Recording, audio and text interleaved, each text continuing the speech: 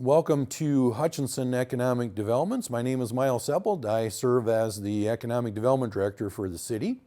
In today's episode, we'll have our normal project updates, and then in our second segment, we're actually going to go on location and take a look at a little company here in town called Smokey Pretzels. So that'll be fun.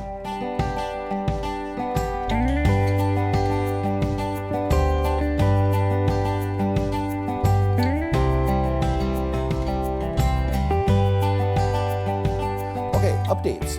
Probably the biggest story out there right now is that Dean Bertram, who owns Innovative Foam, has been named as Minnesota's Small Business Administration Small Business Person of the Year. So Dean has his company. They make signage out of styrofoam, actually, and then it gets sprayed with some stuff, turns hard as a rock, and then that's what allows it to be out in the elements and hold up really well.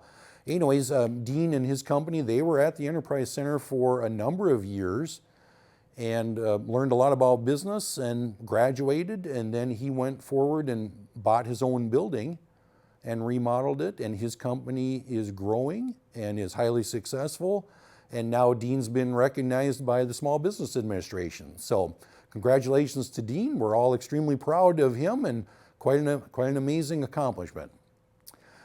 The other big news item, I guess, is that we have a new company that's going to be coming to Hutchinson, and they're going to be setting up at the Enterprise Center. They'll be out there for a couple years.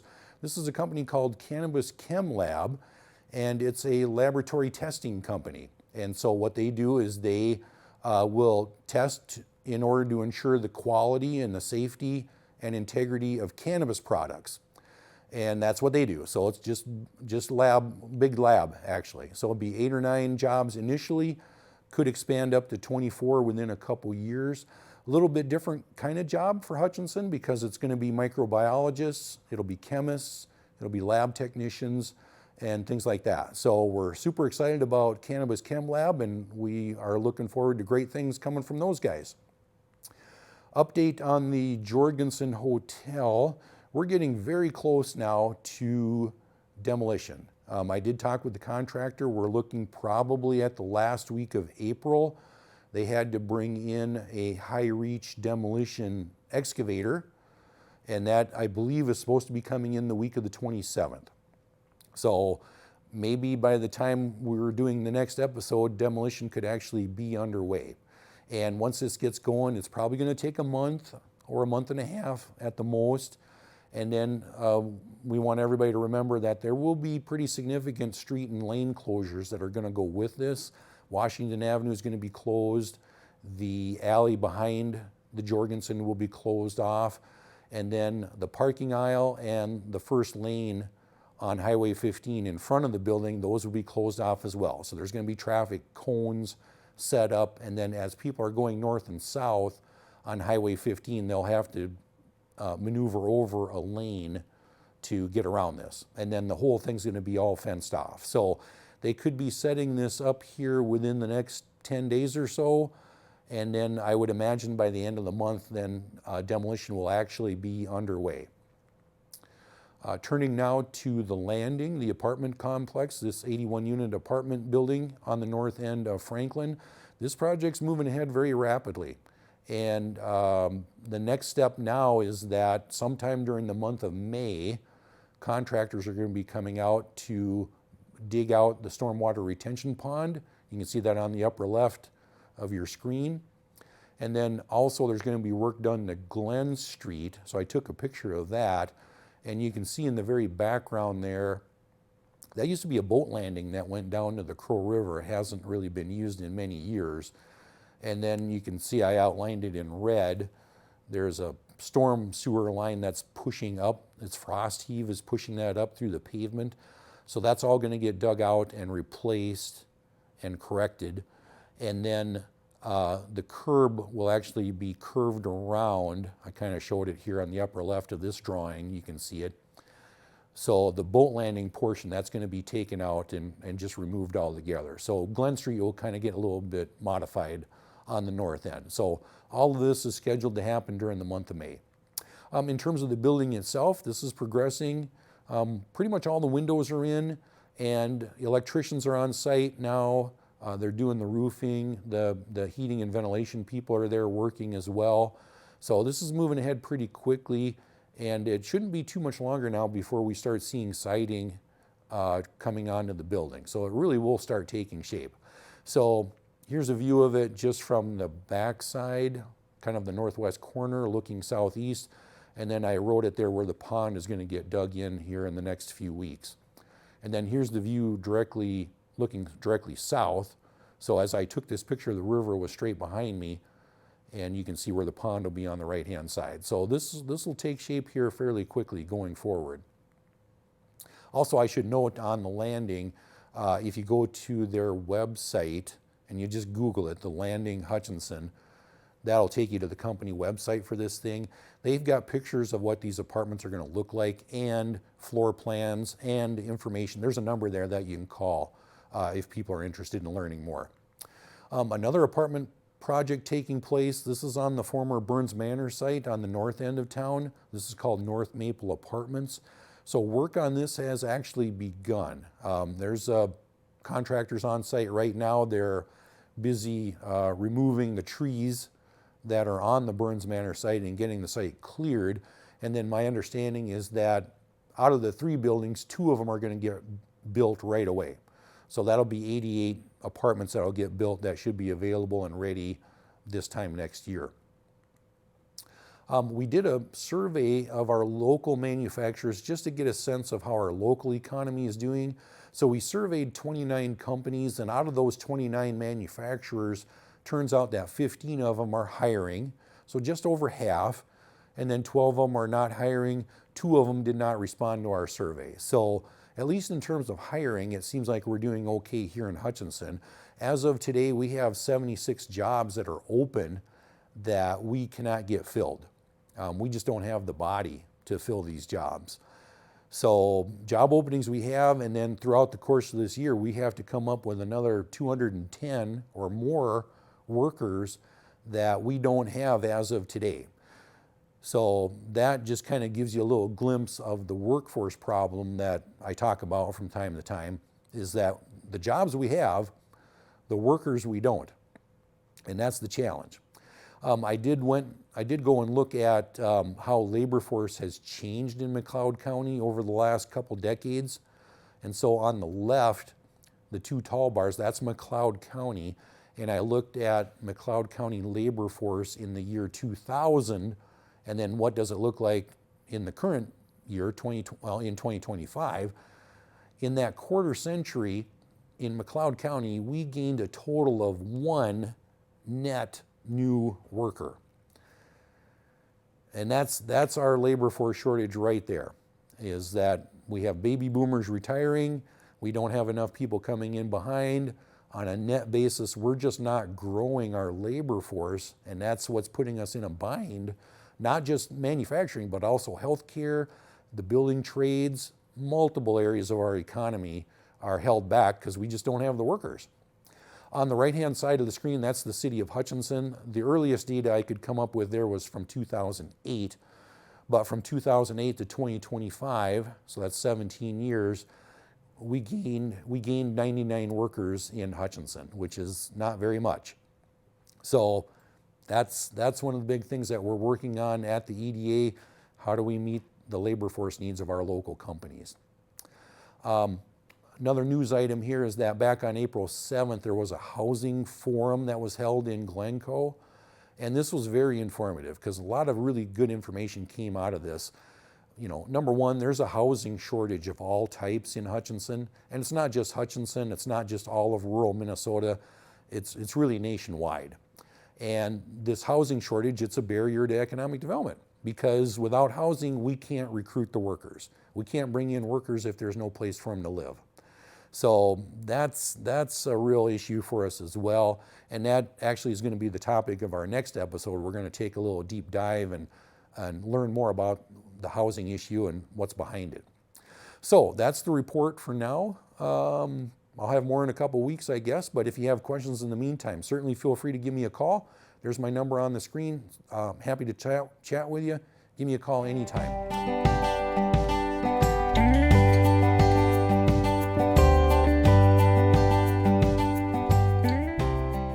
Welcome to Hutchinson Economic Developments. My name is Miles Seppold. I'm the Economic Development Director for the city.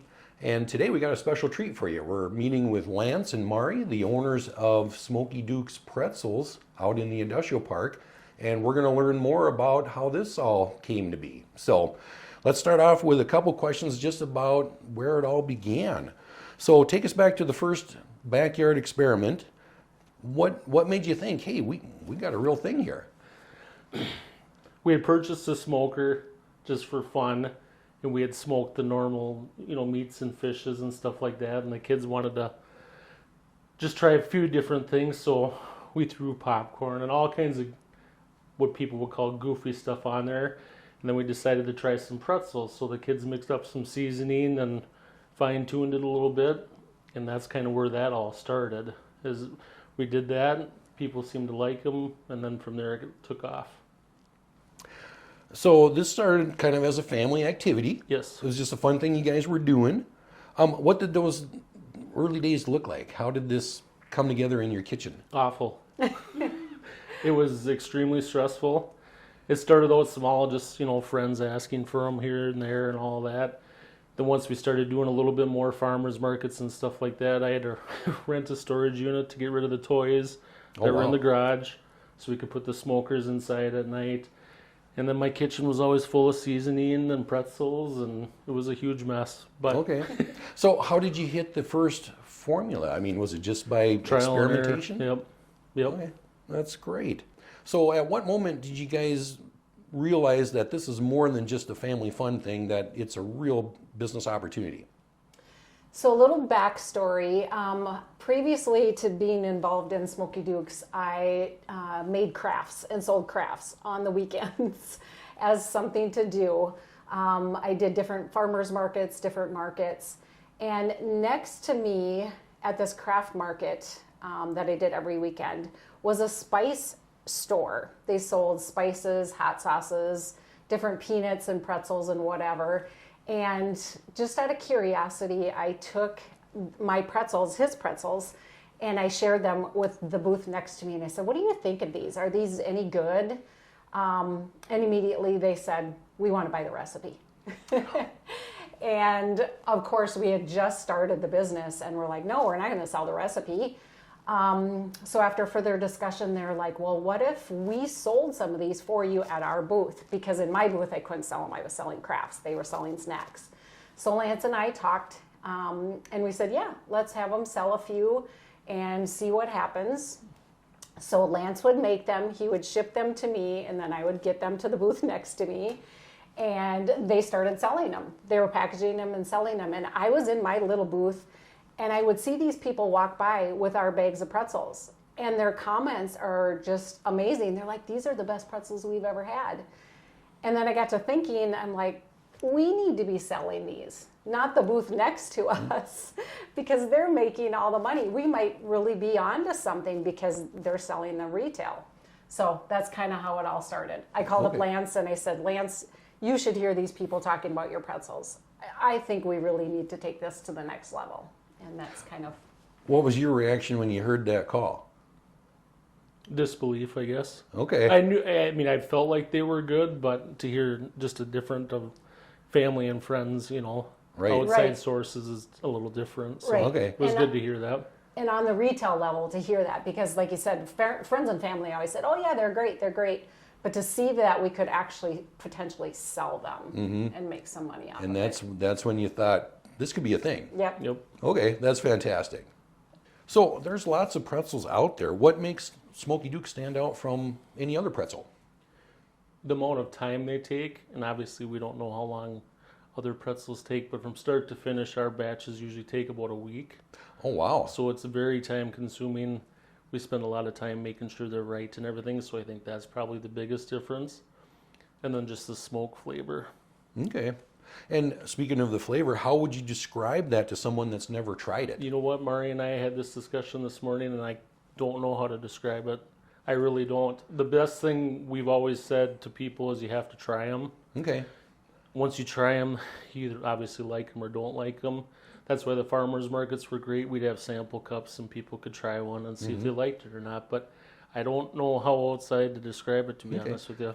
Other than maybe to say, unlike anything else you've ever tried. Yeah, that would be a good one. Yeah. Yep. Okay. So now you've created different flavors like dill and rosemary and Midwest spicy. Yep. How do you come up with new ideas? We bounce ideas off each other every once in a while, and we'll come up with something, say, hey, we should try that, and we'll mess around with it a little bit, and if it's we can make it work, we'll do it, otherwise we won't. But there was all kind of based off the original one we came up with. The Midwest spicy came from that, and the dill was just something Mari thought that people would like, and it's been very good. And then the rosemary was all Mari. She did that on her own. So Okay. And what flavor's been the most popular so far? that's you. It's kind of all over. It depends on what market we're doing. Oh, interesting. Here in Minnesota, the original is probably our most popular. I do some farmers markets out in Wyoming, and the rosemary is the most popular out there. And in Arizona, the Midwest spicy is the most popular. So it just really depends, and they all kind of balance each other out. Huh. That's amazing. Yep. Yeah. And to bounce off his thing a little bit too, how do we come up with the ideas? Sometimes they just happen by accident. I mean, the rosemary one I came up with was purely by accident. I love to try different snacks, so I'm always out there looking for different ideas and different flavors. And it just really, one day I just like, I think I'm going to try a rosemary pretzel. And it just kind of all fell into place. Nice. And now there's one in particular we really want to make, and that one's giving us the biggest challenge. Okay. So when there's one we specifically want to do, it's difficult. Hard. So, Yep. you know, That's where the work comes in. Yep. Yeah. Okay. Now, you're a brother-sister team. How does that dynamic work? Depends what day it is. Okay. No, it's great. I always joke that she's the gas pedal and I'm the brake, so we kind of level each other out. Okay. She obviously, we both have huge goals, but she wants them a little bit faster. I want to take it a little, it's just, it works things out very well. We level each other out. So Did you get along as kids? she's quite a bit older than I am. Ah, okay. thanks for that. Okay. So there is a huge age difference. There's 15 years difference between us. Oh, wow. So by the time, I was only around for a couple years Okay. before I left. So this has been great actually for us to kind of Yeah, connect, get to know each absolutely. other again. And yeah, we fight like brother and sister. I mean, we fight on a daily basis, but then we'll be in the middle of a, big discussion trying to figure something out, and one of us will say something and we just bust out laughing. So it's great. That's it's a fantastic. Good dynamic. Yep. So how important has family been, not just in starting the company, but also in shaping the brand? It's been everything. We're going to Las Vegas in a couple of months to a trade show, and we have these little 1 ounce bags that we can show you, and we're trying to do 60,000 of them. Holy cow. We don't have a machine that does it, so it's all by hand. So my parents will come up, my kids will come, just get everybody we get together we can and package them up. All hands on deck, huh? Yep. Aunts, uncles, sister. Oh, wow. Yep. So it's a family affair. It is. Yep. It's a family affair. Yep. Nice. It's been fun. So you went from small batches to thousands of pounds sold. What's growth been like for you emotionally and logistically? What's that experience like? It's been a roller coaster, to say the least. When you go from getting supplies at a grocery store or someplace or online, you get a little bit here, a little bit there, and now you're trying to buy, like you said, thousands of pounds of a product. It's been extremely difficult, but it's part of it. Okay. Yeah, we're kind of in the in-between stages right now. Like you said, we go into retail stores and we'll pay retail price for some of our products. But we were at the point where we needed more and more and more products, so we were selling out, or we were buying out some of the shelves, some of the stores of their supplies because we needed them. Oh, wow. But yet we're still too small where some of the companies won't sell to us in huge quantities because we don't meet their minimum order requirements. So that's where it's been difficult, is finding that balance. Okay. So what's been the biggest pinch me moment so far? Like, I can't believe we're doing this. For me, it's every day. You walk into a store, you you see them on the shelf or see somebody eating them, that's awesome. Be at a gas station and somebody sees my logo in the back window and they come up and talk to you. So it's, for me, it's every day. It's just something new that's exciting and never thought that would happen.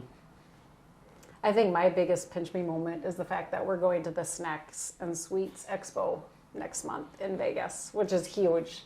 All the big snack companies will be there, and for us to have a booth there it's going to be fun. It's going to be great. Yep. Very cool. You're proudly Midwest based. How has your local community supported your journey? For us, it's been huge. We have a ton of support in Hutchinson and the surrounding areas because we grew up around this area, and so it's been huge. Every person that can help out, they've offered. It's been very, very great.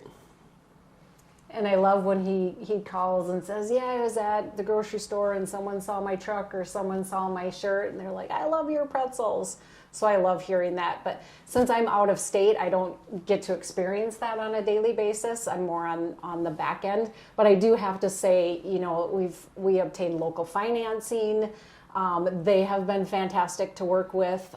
Swift has been fantastic to work with. You guys have been amazing to work with. We wouldn't be here today if it wouldn't be the opportunity to have rented this space. Like you said, we were doing it in our garages, and we just outgrew that space. So without having this opportunity, we wouldn't have been able to get to the next level. So the support from you guys has all been fantastic. Super. So when people open a bag of Smokey Duke's pretzels, what do you hope that they feel or experience beyond just the taste? For me, I just hope they not even realize, just there's a lot of effort and work that go into these on a daily basis. A lot of time spent here, and we knew that when we started it was going to be that way, and then we enjoy it. But there's just a lot of time that goes into them. That's what my hope is. Okay. My little analogy would be, how when you taste a fresh made loaf of bread as compared to something you buy in the store, when you taste that fresh loaf of bread, it's homemade. There's heart and soul poured into that. And that's what I hope people get when they taste our pretzels, is it's just not something that came off of a manufacturing line. We really spent time and thought and effort and sweat and tears into this, and we hope that they feel that. I'm sure they do. Within the bag.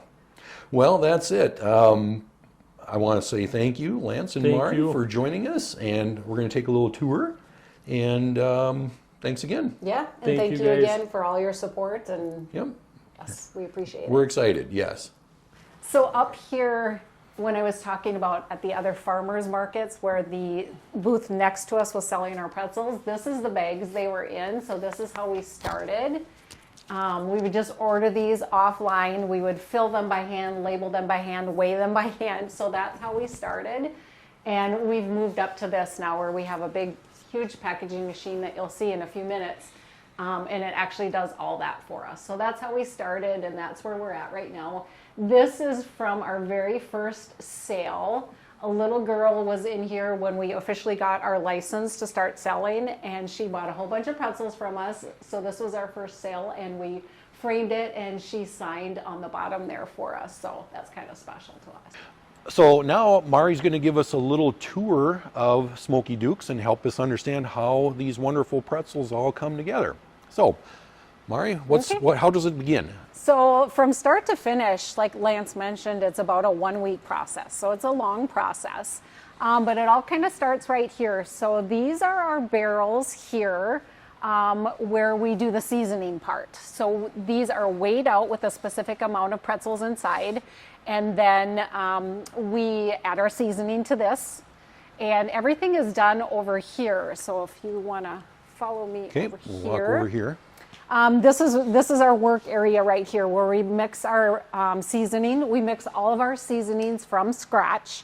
So there's a whole bunch of different secret ingredients that go in. They go in here. Everything gets weighed and measured, and then the pretzels are seasoned here.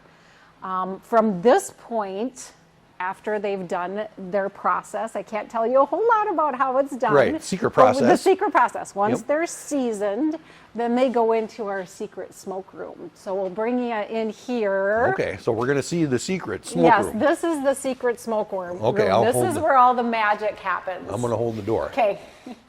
So this right here was the very first smoker that Lance used in his backyard. And this is a big monster. This is a big smoker. But when you look at it compared to our custom-made smokers here, you can see the size difference. So we have all three of these smokers that generally run at the same time. We can do about 500 pounds of pretzels a day if we're running at full capacity. But this is where they're smoked. We had to have this room right here custom made with an exhaust system.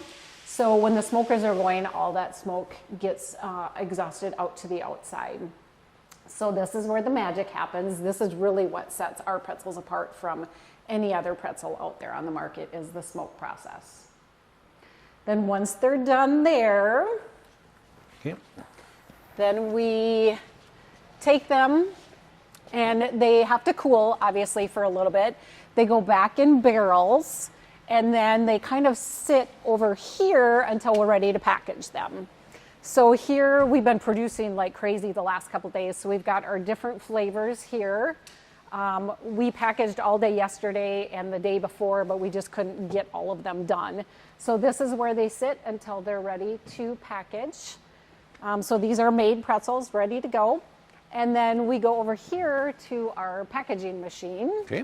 And keep in mind, we used to package these by hand. Right, that would be Weigh a them job. by hand, package them by hand. Yeah, so we can do, I mean, we maybe did like 25, in a half hour or so, but this machine can do, 12 bags a minute. Oh, wow. So we can do, on a good day, we can do between 3,000 and 4,000 bags if we run the machine all day long. So we take the barrels of pretzels, we put them in the hopper right here, dump them in here. It sends them up the conveyor, up there where they get weighed. Those little cones and those little segments up there are scales. And so it takes a combination of 4 to 5 different units to come up with the exact 4.75 ounces or 10 ounces, whatever we're bagging. Dumps it in there, dumps it into the bag. But they get dumped into there, weighed, and then they come down into here. It grabs a bag, puts the bag upright, opens the bag, drops the pretzels in. Wow. And then seals and heat seals the bag, and then it drops it down there, comes up the conveyor here, and then we package them for shipping. So that goes all day long. So it's just kind of a continual process. Lance is making sure the machine is running properly, not getting clogged or whatever. And then someone stands here and packages them in Okay. cases. So this is going 6, 7, 8 hours at a time. Correct. Yeah. Okay. And when we first started and we had some challenges, there was a couple of nights we were here until about 2 o'clock in the morning running the machine. Wow. Yep. Because once this machine runs and we've done our flavors, if the machine stops for the day, we have to tear the completely apart and clean it and sanitize it and whatever. Okay. So we want to make a full day of it when we're Okay. running the so machine. when it's packaging day, It is all packaging out. day, all day. Yep. Okay. Yep. Very good. Good? Yep. Okay, and once they come off the machine and we have them in cases, we bring them back here on the pallets. They're sorted by different flavor. And then once we have a full pallet, we shrink wrap it and get it ready to go. And then it goes out here by semi-loads or whatever. And then They off can- to the grocery store. Off to the grocery store, yep, Brilliant. yep.